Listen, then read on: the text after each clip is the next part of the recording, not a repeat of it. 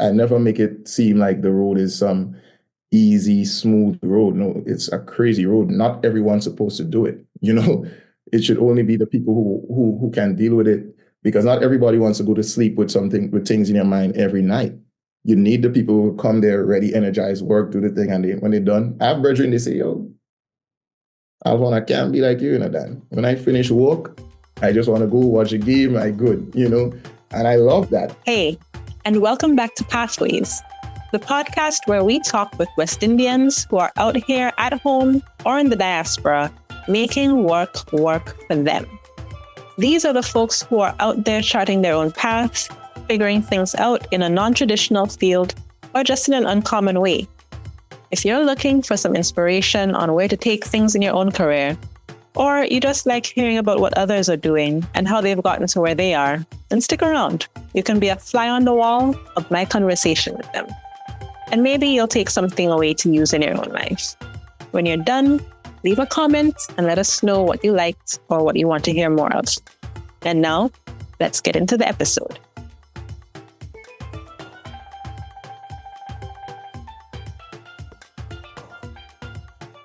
On today's episode is Alvonn Forsyth. Born and raised in the town of Guelph, St. John's, Grenada, Alvonn comes from a family of teachers who have greatly influenced his values and his outlook on life. He attended St. John's Christian Secondary School and went on to study business at T.A. Marisho Community College, laying the foundation for his future pursuits in entrepreneurship. Seeking to further his education, Alvonn then moved to the United States, where he earned both his bachelor's degree and an MBA in accounting from Midwestern State University. During this time, his interest in business and entrepreneurship deepened as he realized that accounting is the language of business. After completing his studies, he worked as a corporate accountant in the private sector. He eventually then founded Higher Level Accounting, or HLA, a virtual accounting firm specializing in the legal cannabis industry in the US. Through HLA, he helps business owners navigate the unique challenges of this evolving sector by emphasizing strong client relationships and simplifying complex financial concepts. In addition to HLA, Alvonn co-founded the Global Ed Recruiting Agency, which connects international students with US universities that offer excellent programs for international learners. Drawing from his own and his team's experiences, they are dedicated to helping others overcome the challenges of studying abroad. Family-oriented and heavily influenced by his background, Alvonn values education, mentorship, and community engagement. He loves to travel for both business and personal enrichment, and his global experiences contribute to his innovative approach to business. As an avid sports enthusiast, especially in basketball, he collaborates with friends and his network to give back to the youth of Guelph. Through sports initiatives, he aims to provide opportunities and support to the next generation in his hometown. Passionate about accounting, technology, client relationships, and teaching, Alvonn continually seeks innovative ways to enhance his services, aiming to make a lasting positive impact on his clients and his community. And now, without any further ado, let's get into the journey and hear from Alvonn Forsyth. Hi, Alvonn. Welcome to Pathways. Hey, Arlene, how are you doing? I'm good. I'm good. How are you doing today? I'm pretty good. I can't complain. All right. So, as you know, we're going to get started just to give people an overview of who you are, a little bit of your backstory. So tell us, where did you grow up? Well, I grew up in Guelph, Grenada. I'm kind of proud. I have to smile when I see that. There's a proud set of people. The country of Guelph. Yes, States. The country of Guelph. Yes. The Republic of St. John's. But yes. So I grew up the Dong Street, you say that's close to, well, we're all close to the sea, but Dong Street, we would see three main parts of Guelph. So you'd see Dong Street, you'd see Central Part, and you'd see the Lance, that's Upper Depperdine after the Lance Bridge. So Dong Street is more of the calmer side of Guelph. So that's where I grew up. I had a lot of experience in Tongue because my grandfather grew up in Tongue on St. John Street. And I actually went to Heinzie. So, in primary school, I used to go to Tongue all the time. So it was always Guava and Tongue up and down. Okay. So as a young child growing up, do you remember if there was anything in particular that you wanted to be when you grew up? Yeah. Yeah, I always said I wanted to be a scientist. I wanted to be a scientist. That was just my default answer. Okay. I loved science growing up too. My parents, they are teachers, so they exposed us to a lot of things. I remember there was one time my mom brought the what was it? Encyclopedia Britannica. You remember those? Yeah. Right. So then there was like the kids version to it. Right. So then there was vertebrates, invertebrates, space, like a lot of these things. So I always had a very wide imagination. So when I read those books and everything, like I used to think about science a lot. And then used to watch like PBS Kids and stuff like that. Kratz Creatures, Bill Nye the Science Guy, all these things. So, I had a wide imagination. Me and my pops used to stay up, watch things with space and, Animal Planet and stuff. So I was like, I want to be a scientist. That was just what I said. Yeah, nice. So far from that, no. And we're going to get into that. So with that though, do you remember if there was anything that anyone expected you? So they kind of thought, well, Alvonn, you're going to be this when you grow up. Was there any of that at all? I can't remember specifically. Maybe a teacher, because, I have a family of teachers, my aunts, uncles, different things, but not anything specifically. But I think everyone thought, I would grow up to do something because I was always a bright boy growing up. So. Okay. So what was your first ever job? Once you actually started working, what was the first thing you started doing? Like official job? First thing you did to make money. Just for money. Yeah. I think the first thing I did to make money, so my mom, she was a principal of a primary school up in Guelph, on Guelph side. That's for Florida government school. So she was a principal. And I remember I was in secondary school. I was probably in Form 2 or Form 3. And I used to give lessons to the students in common entrance class on Saturdays for $1 a class. Yeah.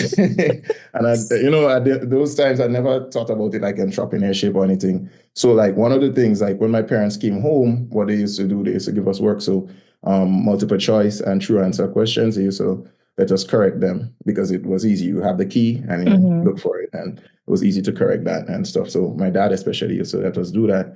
And, they were teachers and stuff. So I can't remember what was the catalyst that made me have the idea. Maybe it was her too. I can't remember. But yeah, that was the first thing I did for money per se. My first job out of, I would say my first official job, I was a accounts receivables clerk in a rum factory in, I want to give it the right name. What do you call the rum factory again? River and Swine or West Hall? No, the one in Woodlands. Class Court? Yeah, we want to make some class courts. Oh, so I'm sorry for my old boss and everyone. That was my first job. Okay. All right. And then your current job or profession, what would you call it yourself now? Well, I would call myself an entrepreneur, a businessman, but I'm an accountant by trade. That's what I studied, professionally and everything like that. And I have an accounting business. So, and I'm an accountant. So I actually still stayed in the accounting field. Okay. All right. So let's get into that a bit more. So you got into accounting pretty early, it seems like. That was your first job out of school. Mm-hmm. So why accounts? What led you there from scientist? Wow. So let me go back a little bit. Yeah. So when I went to secondary school, so I still like science. I still love science in primary school, especially. When I went to secondary school, I did POB, Principles of Business, and that just captivated me. Like just the type of businesses, just knowing how business plays a part in everything. Even the scientists, they work for a corporation, that pays them, and they need funding and everything. So Right. when I started to get that, and then I'm a very competitive person. So another thing is that me and my friends, like anybody from St. John's Christian Shepherd that I went to, we used to compete in that POB class, like trying to come first. So we used to study. And Miss Eli, that's my teacher, POB teacher. She really taught well. So that that kind of made me start to think about business. Ironically, I didn't like POA so much, principles of account. But I can't remember exactly. I think I was just thinking, well, accounting is a good business to, a good job to make money and everything. So I think that's the love really started a little later on, even though I actually went to teaching after, and I was teaching more after my accounts receivable, after my accounts clerk job. I left to teach for a couple of years, and that's what I did. So what did you end up teaching? So I taught POA. Okay. I came back to it because the accounting. I taught economics, like business subjects. Okay. All right. So, well, let's backtrack a little bit more. What did you do in TAMCC? I did business as well. Business management, economics, and accounting. All right. So the love of business started in secondary school, and then it kind of carried through. Yes. And then you ended up getting the job in accounts, and that backtracked. All right. Okay. So what then led you to going abroad to study and then further your education in accounts? Well, I think it was something that was, I don't know if it was expected, but it was always an opportunity. My mom went and studied when we were already born, but we were really young, but seeing her go and study, that was inspirational. She has a picture right now when she, graduated and everything. So that was something you always seen. But I would say a big influence is Dr. Randy Glean. He and my mom actually were childhood friends, and my dad are childhood friends. And I think he used to speak to them about coming and study and everything. So that was something that was always, always in the plans. I wouldn't say, exactly. I wouldn't say in the plans, but it was a possibility. And that's what sparked my interest first. And then when you start teaching too, a lot of the times, a lot of teachers go and study, study after a while. So, that was just around the whole ecosystem of what I was involved with. Yeah. Okay. And was it always going to be accounts when you had to decide what you were going to go study? No. So ironically, well, that you don't always have to declare your major, once you go. But I always wanted to do business. So I was wondering, okay, I'm going to America. What might be the best thing? So at first I was thinking economics. And when I went to get my student visa, one of my family friend, he had a friend, he was in finance. So he was talking to me. I remember we were speaking and he told me, nah, don't do economics, like only if you want to do advanced degrees and, different things and whatever. So he said either do accounting or finance. He actually advised finance because he said accounting is, more restricted with rules and different things like that. So I thought about it, and when I came to the States, I just I looked at all the programs and I decided, let me stay accounting because I realized accounting is something that you always need. It's something that all businesses need. So yes. So you said you didn't declare your major outright at first. Yeah, I said economics, but the thing is, remember, like it's the same program. So even if you would have to do the same type of classes until you reach to a certain level. So then I changed it to accounting when I was in school. Okay. All right. So at what point from there, or I guess, so this was a 3-year program? Yeah, more or less. Yeah. All right. So was the plan after you finish your degree to get a job in the States, start working? What was your initial plan to get it in start when you were just started? Yeah, that was a plan. I wanted to get a return on my investment, So that was a plan. And one of the things I realized as time goes on is that, accounting made me understand business on a whole. So even when I was in school, I always worked on the side. I always hustled, I always did things for money. You know how it is, being a student, especially, overseas and everything like that. Yeah. I was fortunate to have a great Caribbean environment around me with, students and everything. We supported each other and everything like that. But, I was a private tutor for a while. So I was in a tutoring program. Then I started to do private tutoring because, students used to ask for lessons on the side and everything. So I was like, oh, I could make a little money on that side, and help people at the same time. Then when I started to do that. And I was more looking at business on a whole, more entrepreneurship, more than accounting itself. Okay. But, they're so related that, I always stayed, it stayed parallel in my plans. But I always wanted to be a business owner. Okay. So then which came first once you graduated? Did you go straight into trying to build your own business, or did you actually start looking for a regular job? Yeah, so I started looking for a regular job. Actually, when I finished my first degree, I did not get exactly into the accounting field. There was some different things I was doing. But I didn't get an accounting job that I was looking for. So I actually went back and did my master's. I did my MBA in accounting. Okay. And I got some more connections, some more experience. I was able to get an internship and work in the back office in a bank on the accounting side, work with the CEO and everything like that. So that opened up my eyes to a lot of things, and a lot of possibilities. And seeing where one of the things I think in America that I learned is that they value work, they value hard work and everything like that. When you put it so, you could get rewarded, so I was a person, if they needed anything to do, like if somebody asked even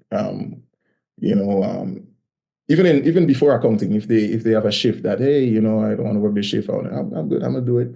Even going to that internship, I was doing everything, I volunteered myself, so that's climb that corporate ladder. Yeah, and then after my MBA, I actually got a job. I went to Wichita Falls, which is a school in Texas, and I went to Dallas after, which is like 2 hours away, and went to the corporate world in accounting. Okay. All right. So at which point now did you actually end up starting your own business? Give us the timeline. So I was working for a company, not public accounting or anything like that, just, in their accounting department and everything. So when I was working there, I think I was making a good impression. The business owners, they had other business owners that they knew that had businesses. So they wanted their books done. So I had a controller, and he was always telling me he's from Hong Kong. So I was one of the people, I feel like I was one of the few people that understood how he used to speak, because he had a strong accent. Yeah. And he was super intelligent. But I think they didn't realize that just because of his accent. And he used to always tell me, start your bookkeeping company, start that business on the side and everything. And even though I was just a dabbling entrepreneurship, you still have some apprehension, and you're like, you're not sure. So then, ironically, yes, there are some friends of the owners that I worked with, they needed the books done, and they recommended me, and then I started doing it on the side. So I didn't really start, just jump out. I was doing the job. I had a job, and I was doing, a couple companies on the side and everything like that. That's how I kind of started, really. Okay. And was there any support that you got in building that up? So when you eventually made the switch from, just like a kind of side hustle to developing it as a real business, like what made you realize that you could really make this a thing? I'm a person, I like to research a lot. So, when I was, doing those things, I was researching, just building a business, with bookkeeping, with accounting services and everything. So one of the things I like to do is I don't really like to go into many business ventures where I have to put in a lot of capital investment to start. Yeah. I'm like, I already have a laptop, I just have to get accounting software, and bill as time goes on. What I would say, what jolted things was, I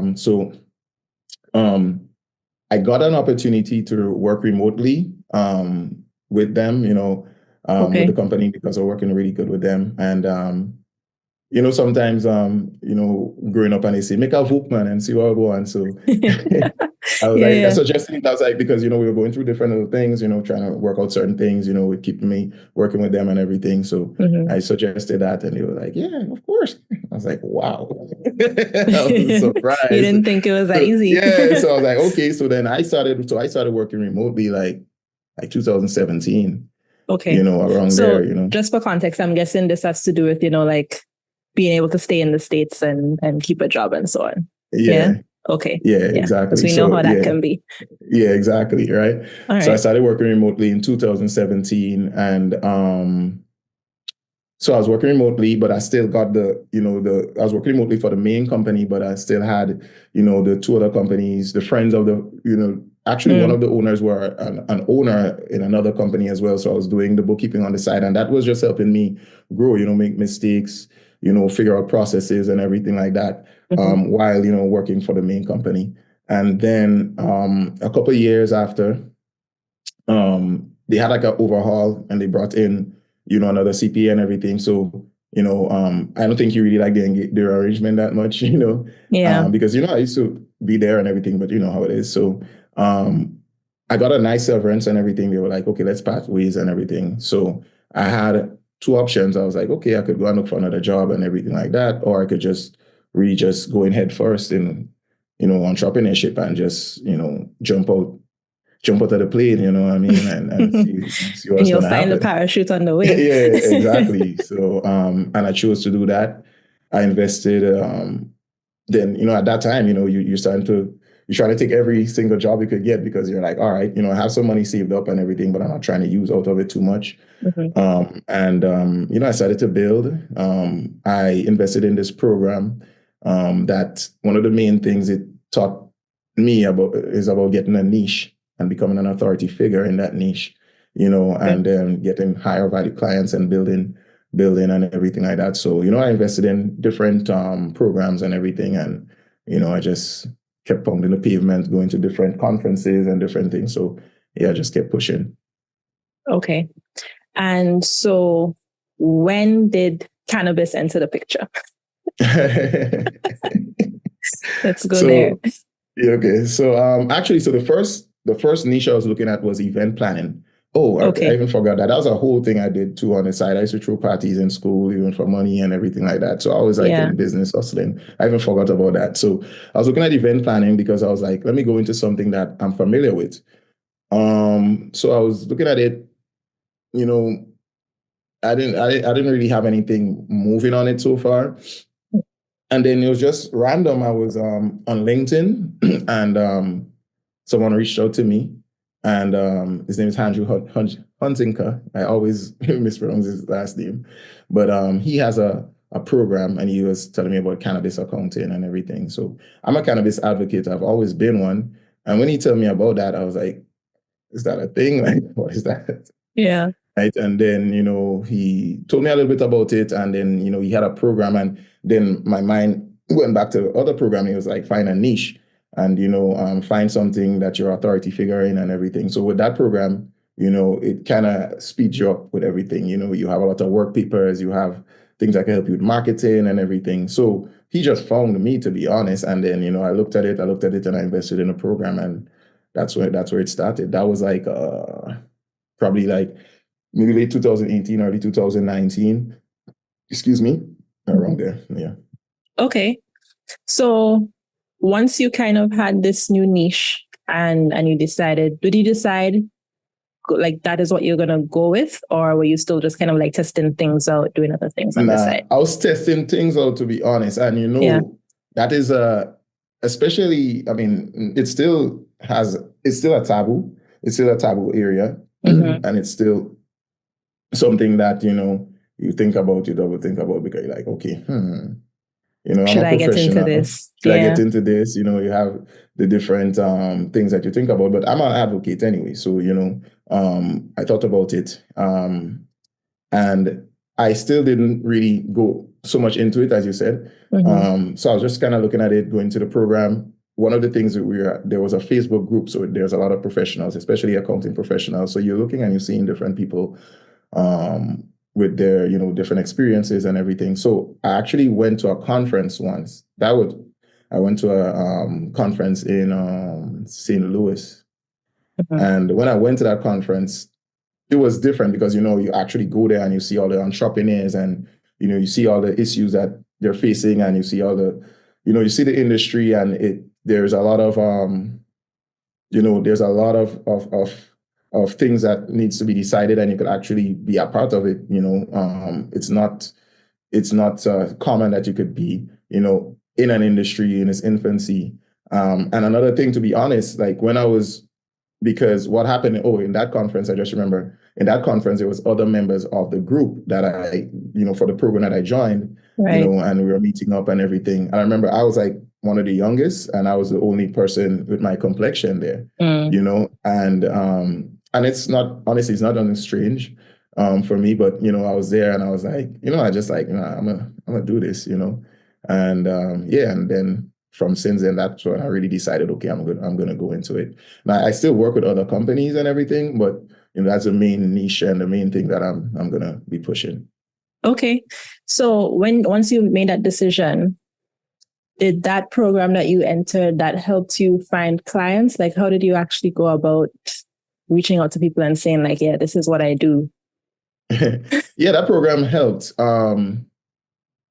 So it's a combination of things because, like, even the one before, it helped you with email marketing and, all these different things. And then that other program, we had like templates, different things. But I would say the first revenue that I made from the industry was working with another accountant in that program, right? So, and it's such a complicated, first of all, accounting itself is very complicated. Somebody would say, I'm an accountant, and they'll just think, about tax, or about auditing, or about, client accounting services. It's a vast field. So, a lot of the times, especially depending on the complexity of the client, you need a team. It can be you alone you could go about it alone, but if you want to scale, you definitely need a team and you need to have systems in place. So there was one person, Summer Wilkinson. She I worked with her and her business and everything like that, and that's where I got the first experience there. I'm in Texas a lot and everything, so they were in Oklahoma, so it was right there, it was close, so it was a good experience. Okay. And what has been maybe like the most instrumental part you feel in developing your entrepreneurial pursuits so throughout? Is there something that has really given you the most positive change or helped you to propel yourself in the industry? I'm not sure there's one thing. I think there's a couple of things. One is that I believe that even if I fail, even if I lose everything, like, I have a great family and a great support system. So I like if I reach rock bottom, I'm good regardless. You know what I mean? Like, we're not rich or anything like that, but we're strong. We're a strong knit family and we look out for each other. And so I think, like, I'm playing with a cheat code because no matter what, I have them. Another thing is that I'm like, I don't really care. Like, you have to be kind of crazy, to be honest, to be an entrepreneur. Because you'd wake up in the morning and you would have like all your plans. And I'm a person, I always like to plan out. I plan my week. I try to structure myself as much. I have daily routines. As you work for yourself, you realize you have the employer Alvonn and you have the employee Alvonn. And you try to do these different things. And you wake up and then you just your laptop not coming on or something out of the blue. Yeah. So, you just have to realize waking up that you go in there and you can deal with anything. But the thing, what I love about it is I love, figuring things out. I love the game of life, the game of entrepreneurship. And I love to bring people with me. And I'm looking at it like, okay, if I have a goal, right, I need people to help me with that goal. And once I get them to believe in that, we're all in this together because I cannot do it without you. And you probably need some things, you probably want some things in your life, and I want to be able to help you achieve that. So, when I look at all that,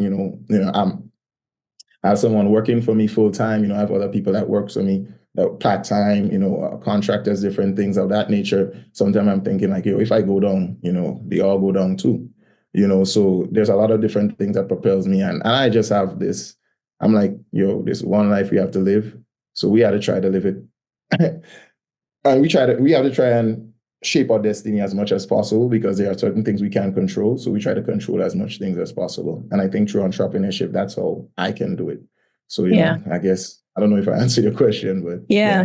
No, I have a few different questions came up as you were talking there.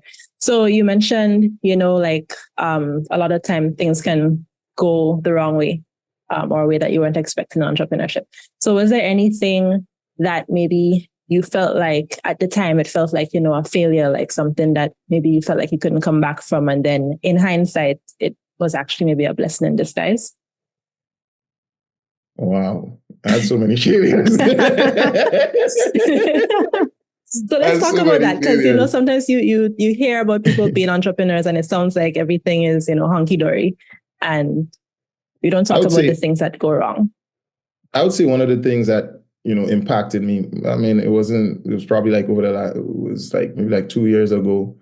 So in that same group, I've developed a lot of relationships and everything like that, and in cannabis, the different states are so different. So there was one accountant, he's a CPA, he has a lot of years of experience, more than me. So he used to show me the different little things. I used to reach out to him for different guidance and everything. So one of the things I always do, one of the things it helped me realize, okay, let me go back. So there was this client and they were in his state. So I was helping them with client accounting services. I got all their systems in place, the books in place, everything. So he specializes in tax. I'm not a tax accountant. So you need in taxes, cannabis is very, very, very, very complicated as well. So I realized the tax accountants they had were doing their stuff wrong, right? So basically what I did is I could have said, hey, let me take over the taxes as well too, because I was bringing value in the other parts. But I said, no, I would just directly, because I used to go to him and ask him different things. I said, let me just directly introduce him to them and see if they can get him to be the tax person. Usually when I do things like that, I would make them the person sign a non-compete, or, on my end, they would make me sign a non-compete as well because I'm bringing him to another client. But I'm thinking, well, that's, he helped me out in so many things, I kind of look up to him, at a point in time, and everything. And maybe like about a year after different little things, he ended up stealing the client from me, ticket. And that hurt a lot. Yeah. Like I was real angry with myself too. I was like, yo, always follow the rules, always follow your thing. Don't think, okay, you want this person good, business is business. And it's a dog-eat-dog world. That was one of the things actually when I just went to corporate America and everything. I actually didn't want to go into business when I realized sometimes how you have to be. Could be. But then, being an entrepreneur, you could choose the type of, ethics that you want to have, the type of business, the way that you want to do business, and everything like that too. So, that's one of the reasons that it made me, say, let me do my own thing too. Mm-hmm. Oh, okay. So that's a lesson learned right there, Yeah. You won't make that mistake again. Never. And I tell listen, and I meet especially when I'm home and everything, and I meet, my younger brethren or anybody else who's doing things, I tell them these things. I'm not embarrassed to tell them. Mm-hmm. I'm just messed up. I'm vexed. I'm vexed it happened to me, but I'm like, yo, I don't want it to happen to somebody else. So, I mean, I never make it seem like the road is some easy, smooth road. No, it's a crazy road. But and not everyone's supposed to do it, Yeah. It should only be the people who can deal with it, because not everybody wants to go to sleep with things in your mind every night. You need the people who come there ready, energized, work, do the thing, and when they're done, I have brethren, they say, yo, Alvonn, I can't be like you, Dan. When I finish work, I just want to go watch a game. I good, Yeah. And I love that because I'm like, okay, I'm trying to get enough money so I can hire you, bro. So, work and you think, and I'm good. So, but Yeah, I'm not afraid to share my experiences and everything like that, Yeah, when it yeah. comes to high school rules. Unfortunately, sometimes you have to learn the hard way. Definitely. All right. Keep listening. We'll be right back after a short break. You might be wondering how we find the guests who make it on the show. A lot of it is through my own network and the network of the team and our friends and acquaintances. Sometimes I'll hear about someone in a non-traditional field and reach out to see if they'd be willing to join as a guest. Other times, I'll specifically go looking for someone in an industry that I don't think gets much spotlight, and I'll just cold email them. But my favorite way to find guests is when you, the listeners, make suggestions. You can do that by sending a direct message to any of our social media pages, or more formally, by going to our Cutly short link at cut.ly/pathwaysguest.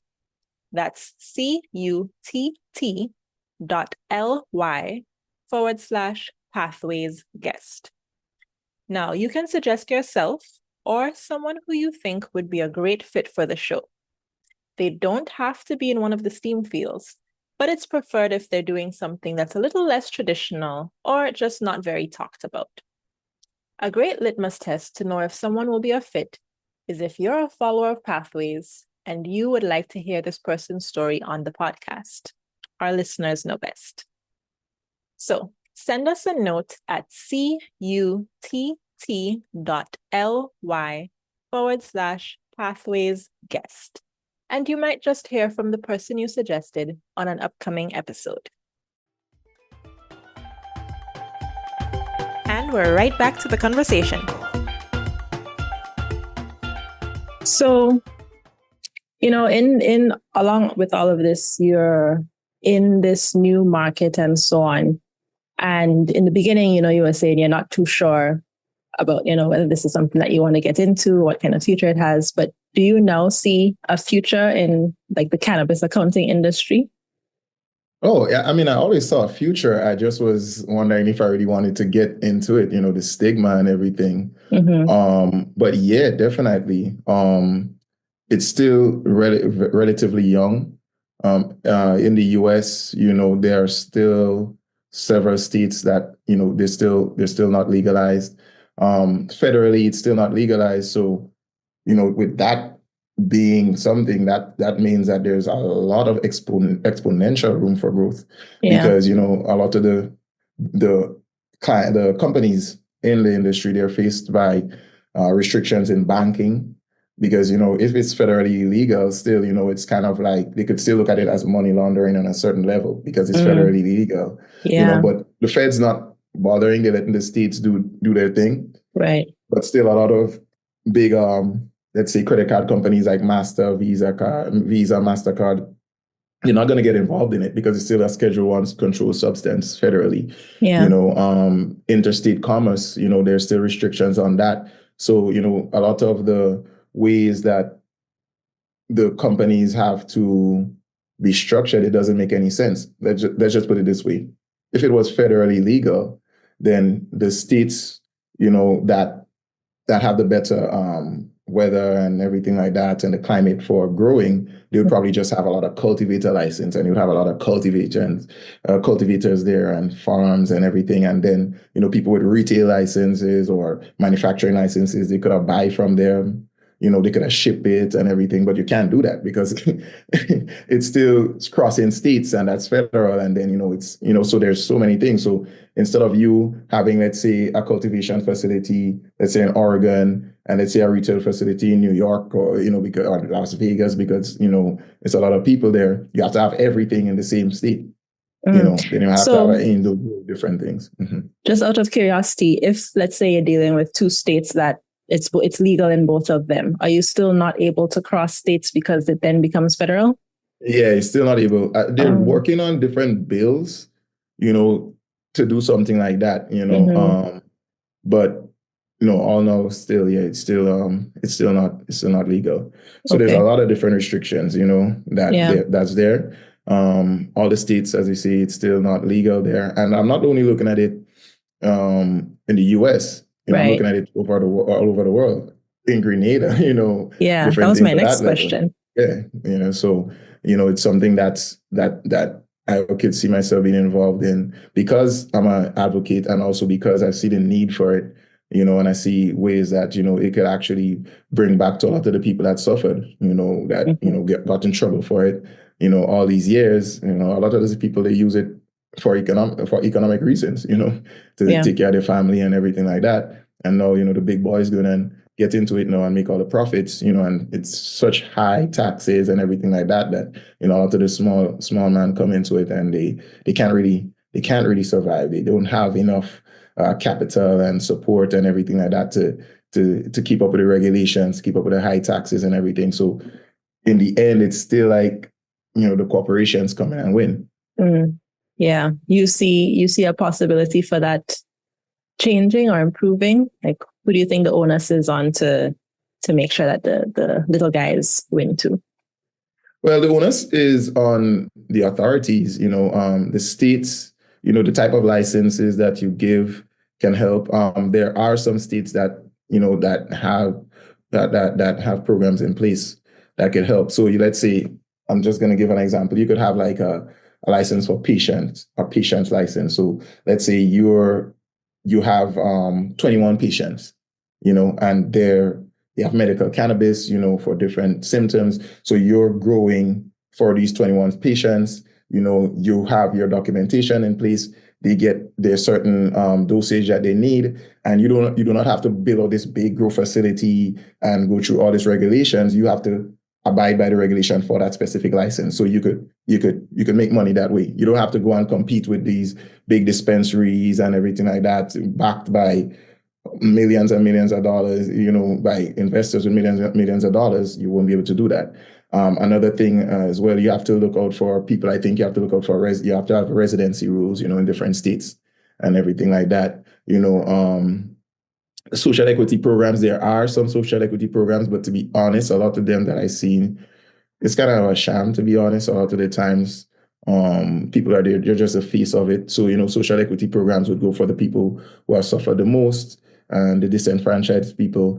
And a lot of the times, somebody will come, they would say, just for example, Arlene, okay, you're a Black lady, you're a Black woman, you're a perfect social equity candidate, but let me just pay you this amount of dollars. You're applying for a license or whatever, but I'm doing everything. I'm really the owner. I'm really benefiting, and you're just getting a little bit of money, and you're probably thinking, yeah, I'm good. I'm getting out good, but you're not recognizing that, you're not even getting 1% of what you should be doing, getting. So there's a lot of these different things going on. So, there's a lot of ways, you can help in the industry.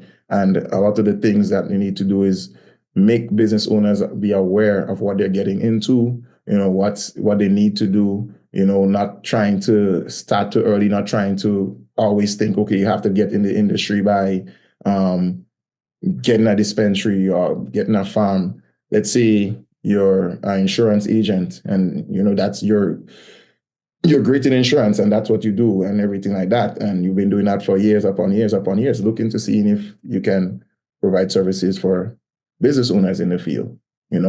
If you're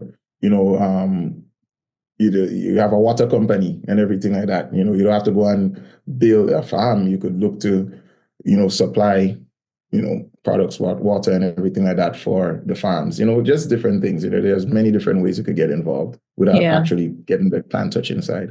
Right. Yeah, a lot of different industries that could kind of come together to build the whole thing. Okay. And everybody could eat. Right. I think that's the thing that we don't realize a lot. You would hear about like one niche industry and you don't realize that industry is also dependent on so many other things. Especially things like accounts and investing and banking and so on, that kind of feeds everything, Interesting. All right. So just to take a little bit of a step back, for people who might not, have much of a basis of understanding of what accounting is, just in general, tell us a little bit about what an accountant does. on a day-to-day? And I know there might be some different types of accountants and so on. Yeah, that's what I'm saying. So there are different types of accountants. So I'll just say, okay, let's say the day-to-day. So it's say like bookkeepers, staff accountants, controller. They're making sure that your internal financials are properly recorded, ensuring that they're properly presented, and you get that to make financial decisions about your company, right? So that's more of using historical data to make decisions for your business. Also for compliance reasons as well. You need to file your taxes, so you need to make sure your books are in order. You need to probably a lot of the times, let's just say cannabis, certain states they require for you to have audited financials. So you need an accountant for that. So there's different things of that nature. So there's also accounting professionals, which are not really accountants, but people that deal with handling the cash, accounts receivable, accounts payable, people that's invoicing, customers receiving receiving the money, people that's seeing the bills that the business have to pay, paying the money, different things of that nature. There's the CFOs that's really looking more about the external side, that's more looking about the forecasting and the strategic planning of how we're going forward. The tax accountants, and they're the tax people that just trying to make sure you get every credit and every deduction that you can get, and make sure that. So it's a very, I don't know if I did maybe I made it a little bit more complicated, but no, it's accounting, broad. what we say, accounting is the language of business. That's it. And it's and cash flow is the lifeblood of business. That's two things I always remember. Okay. Cash flow is the lifeblood and accounting is the language. The language. Okay. All right. And I guess what is someone who is interested in getting into accounts, what are important things for them to get into? So like, do you see accounts as math? You think math really has anything much to do with it, or? It does, but that shouldn't deter you, because honestly, it's more about concepts. It's a lot of, you think about law, like accounting, because there's accounting rules, regulations, there's, depending on the type of accounting that you get into, there are different bodies that govern, the different type of accounting. So if you're in public accounting, private accounting, the US have their governing body, the international accounting community have their different bodies. So accounting is more about rules and concepts and learning those different things. There is math in it, but to be honest, it's not as much as people think. And also it depends on how deep you are in accounting. But honestly, with automation and everything like that, the math side and everything is getting less important to know per se, but just being able to understand what the information says, being able to use this information and advise people and translate it for the layman. These different things. That's the concepts and stuff that accounting is founded on. Okay, got you. All right. So take a little bit of a switch here, because in addition to your, accounting and so on, I know you also do some other things. You have Global Ed, yes, right? A recruiting agency. So tell us a little bit about that, where that began and what the goal is. Well, that began about 3 years ago. I actually came up in a program similar to that, it was a program that, there's a school that it has a great international program, and what I realized is that, that I'm not sure if I understood at the time, as opposed to now, how much that helped, that program. In that program, there were other international students, and, they picked us up at the airport. They brought us to get our bank accounts opened, helped us with these different things, showing us, the Walmart, showing us these different things. They had, people who were, who are in school already, and they're giving you advice. Okay, go take this class, take this class. This class is offered once, and there are advisors and stuff in school that does that, but they added extra attention. And, it's sometimes we're not always aware of the resources that we have. So, that was some of the things that they did. So from that, the person that was in charge of that, he basically presented an opportunity for me to help with that same thing, and get involved in, recruiting. So because of him, and he has a lot of connections, he knows a lot of schools that has great international programs, for students. So that's how I got involved with Global Ed. It wasn't Global Ed at that time. Okay. I was doing it for myself. And then one of my other friends, childhood friends actually, we were in a church group together. And then we actually met up in university. He came up after me. So we met up. So that's my real bro. And he was doing something similar and I was doing it. And I was like, bro, why are we doing this separately? Let's combine, Yeah. So him and we also have a silent partner as well. And we came together and we were like, let's do this, there we have a little different in approach and how we take things. And I think that it complements each other. So because, me being a content and trying to be efficient, I try to streamline everything and be more efficient. So I have, this process. Okay, well, if you're interested in this program, you do this, you go to this, go to that.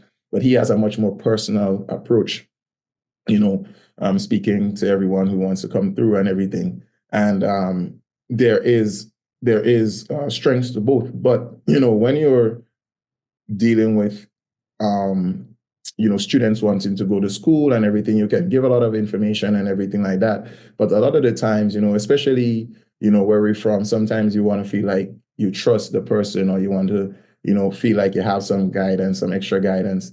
It's always a balancing act because, I'm always using the point that, hey, you're going to school, so you need to research. You have to put your mind towards that already. You need to research. You need to use the information that you get to make the decisions. But at the same time, too, sometimes I'm not trying to forget, like a 20-year-old Alvonn, like when he was, and he wasn't like always the best, Yeah, you needed some always help listening too. on everything. So, I try to remember, like, I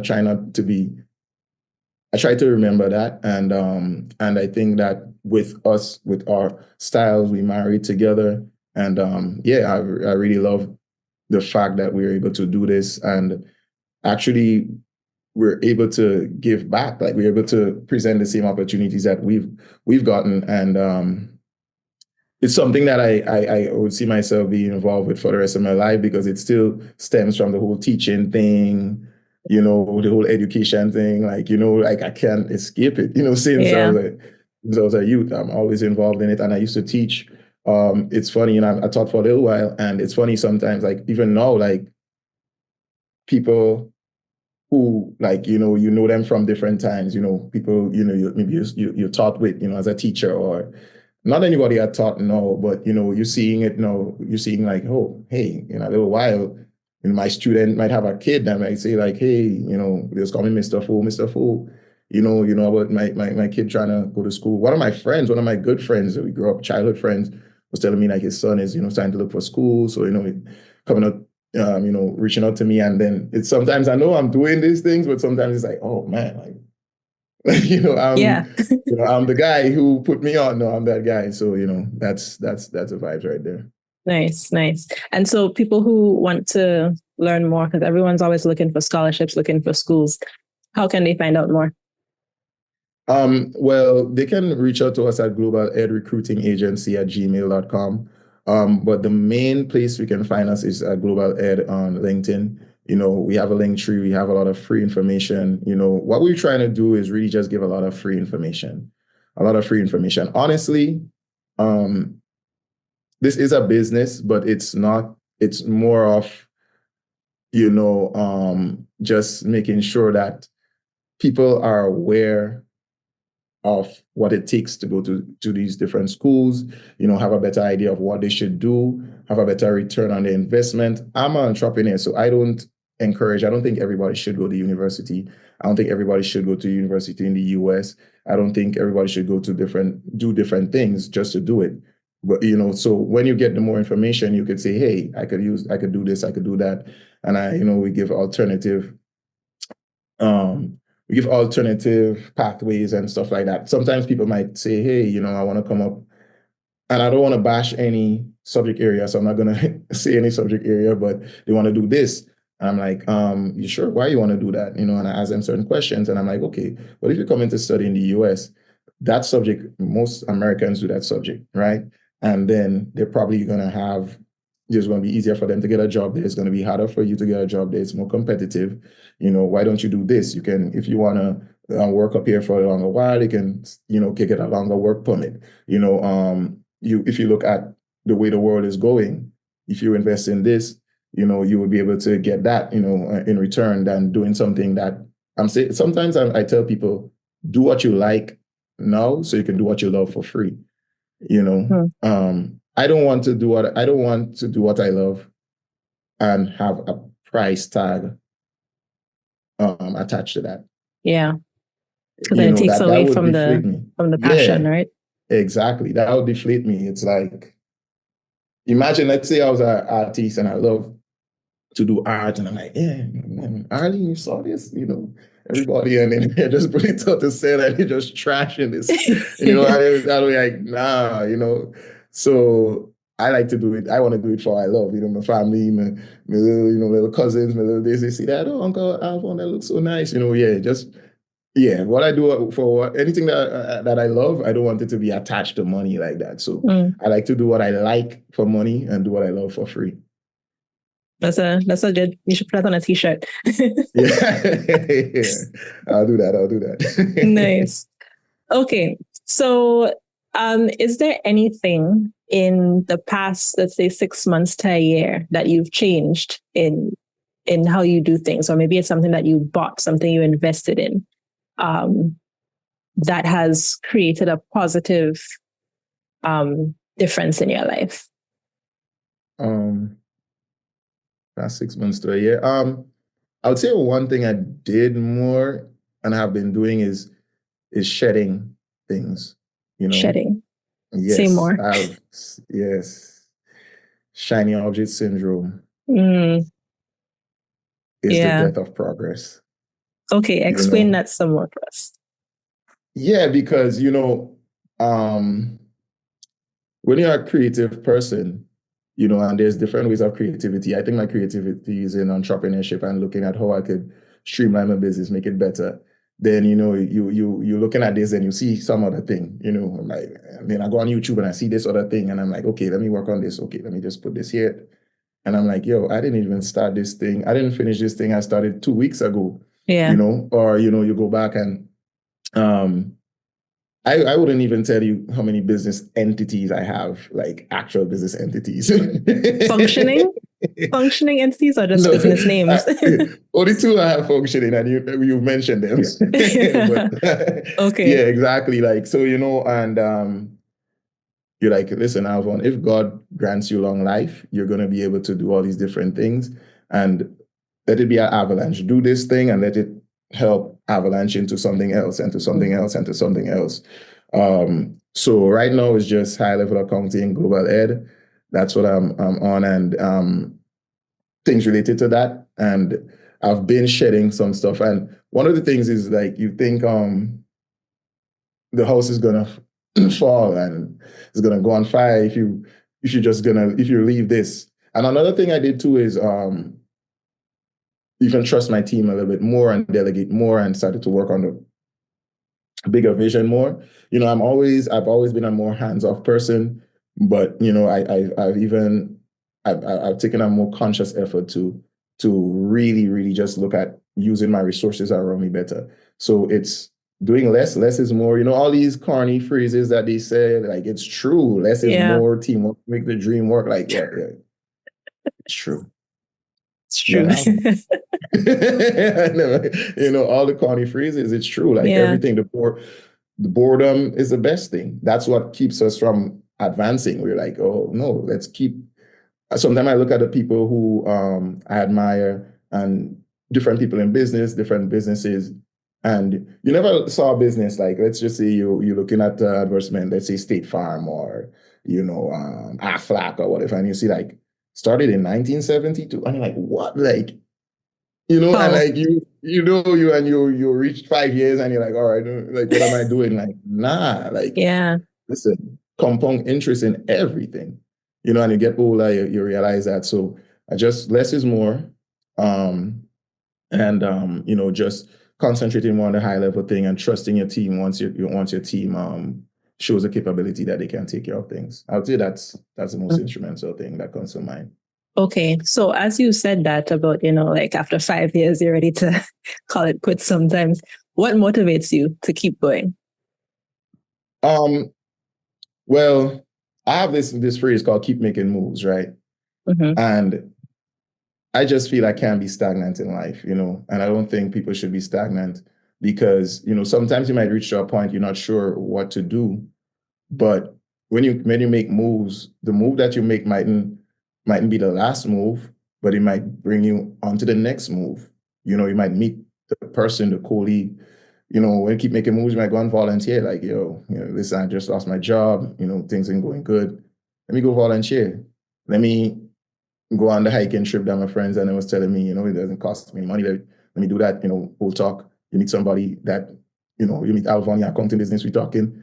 You're doing accounting. Oh, I didn't know. I was looking for somebody. Like you just keep making moves. So what drives me is that I have an exit strategy from a business. Since I read a lot of books, especially before, and I'm keeping to that exit strategy. And there are a couple of exit strategies that I see, and that's what keeps me going because I know the end.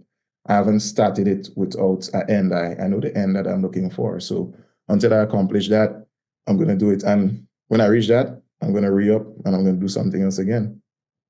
Okay, move on to one of those other businesses that you have in holding. Nice. Okay, so what do you see then if you have some kind of a plan for the next 5 to 10 years almost of your career, where you kind of see things going on a large scale? Well, just developing, the businesses that I have. I want to continue being an authority figure. There are some educational pursuits that I'm doing right now just to bulk up, I like to say my stats, the stats that you have, a lot of the times I realize that, even though you might have the knowledge, I've worked with different professionals. I've worked with a lot of different professionals, knowledgeable professionals, and sometimes I'm as knowledgeable as them, but I don't have the actual accolades as them. So like I'm saying, like, let me do that. Just to open up some doors, not necessarily because I'm looking for that, but you realize, what the game you're in, and you have to make the moves to, put yourself in the best position. So just continuing to do that. I want to eventually get involved in the industry home in Grenada. I want to be able to make an impact because I've seen so many different rules from different states here, different places, different countries as well too. And I see that it's a way that you can bring employment, you can bring increased revenue to tourism, it can help in a lot of different ways. We have a lot of resources home that we can use for that, and we can bring some more opportunities. So that's one of the things I want to do over these couple of years. And then, of course, Global Ed, we want to continue working with schools that has the best interest, have the best interest for students. We try to vet that as much as possible. And the thing about it is what we love is that we don't charge any student anything. Okay. That's not, you don't have to, no charge, anything like that. So, just continuing to be a guide. Like my thing is like, so when I was a teacher, I remember the last assembly there was, and I was a young teacher, and the students, they said they were giving the different teachers like gifts and saying different things. And they bought a gift for me, and they was like, Mr. Forsyth, you really helped us so much in exams, because I came in like right before the last semester. So I picked up because the teacher left right there. So they were kind of like, in a tight spot. And I was like, I didn't expect it. And I was really touched, and I was like, oh, like when you help people, when you help them, when you're part of their journey, and you get that, I would say, you see the way that they look, it's not even about saying thank you or anything, but you just see that, like, that feeling is irreplaceable. Like, no matter what, like, that feeling was irreplaceable. So, and even just seeing my parents, like, people, how they react with my parents and stuff. Like, my parents are lifelong teachers and stuff. Like, they'll go to bat for them. Like, I was like, I was the other day, as one of my friends, we were in Dallas here, and one of my parents taught one of also speaking to a guy, and my mom taught his wife, right? And we were speaking, and he was like, oh, I saw you in this thing, and he remembered me from some global ed thing, and he was like, oh, I thought you were Alvonn Forsyth. Nah, you're just still Miss Forsyth's son. Because just that, just the level that you get with that. And I think that, being involved in global ed can bring something like that, just being a part of somebody's journey, because I'm forever grateful, for everyone that helped me to reach where I'm at, so I just want to return the favor. Love that. And if there is a piece of advice that you would give to someone in, let's say coming out of school, so people that you might have been teaching back in the day, a piece of advice for how to go about, figuring out their career and taking the next steps, what would you tell them? Figuring out their career? I would say, when you're looking at your career, what you want to do is you want to begin at the end. So you want to see what do you want to achieve? What do you want to achieve in life? Like what is the end goal? Or you don't have to reach to the full end, but you have to reach to a certain point that you want to reach, and then you work backwards. And if going to trade school would get you to that end, then go to trade school. If just starting a business and going to school right now would get you to that, because the experience that you get and everything like that would help you, then do that. If going to university would help you, then do that. If doing that subject would help you, then do that. So start at the end. And just for life, I would just say be unapologetically yourself. Because life is short, and none of us is making it out here alive. And when you look at that, you just say, be unapologetically yourself, and don't take yourself too seriously. I did that too much when I was younger, and I could have learned a lot more things, but I was afraid to take 15 minutes of embarrassment to learn a lifelong skill. Yeah. And if I did that, so I would give these advice. That's what I would say. That's good advice. Great. All right. So Alvonn, thank you so much for your time. If you're willing, if there's a way that people can reach out to you if they want to know more or ask you some questions, what's the best way for them to contact you? All right. Now, the best way is LinkedIn, just Alvonn Forsyth on LinkedIn.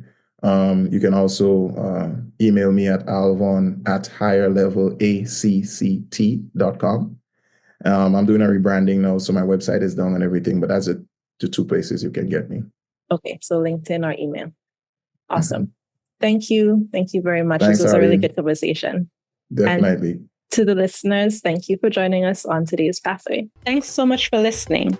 Don't forget to leave a comment wherever you found us today, and let us know what you think about this episode. If you liked this one, I think you might like this next one even more. Go check it out and let me know.